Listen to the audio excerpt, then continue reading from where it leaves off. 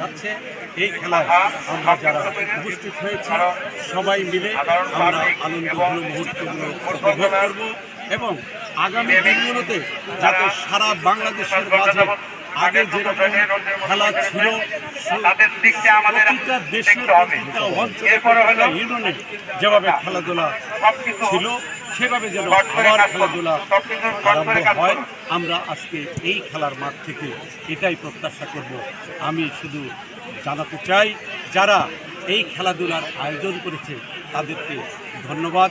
এই জন্য ধন্যবাদ, এই সময়টুকু খেলাধুলা যদি না থাকতো মানুষ বিপদে থাকতো, মাদকে আসক্ত থাকতো। সেই মাদকের আসক্ত থেকে ফিরে আনার জন্য প্রথম বাহন হচ্ছে এই খেলাধুলা।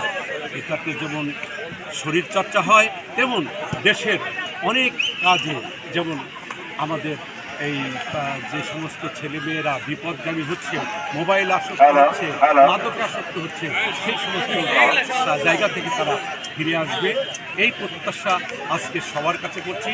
আপনারা যারা বিত্তবান, যারা সমাজপতি, যারা সমস্ত জায়গায় অর্গানাইজ করে বা দেশটাকে ভালো করতে চান, জায়গা থেকে সমস্ত আরম্ভ করবেন এই প্রত্যাশা সবার মাঝে করছি। আপনারা যারা সাংবাদিক ভাইয়েরা আছেন, আপনারা যারা এখানে আপনাদেরকেও ধন্যবাদ জানাচ্ছি এবং বাংলাদেশের যে কোনো জায়গায় খেলাধুলা হবে সেগুলো আপনারা আপনাদের চ্যানেলে তুলে ধরবেন এই প্রত্যাশা রেখে আমি আমার আজকে এইখানে আল্লাহ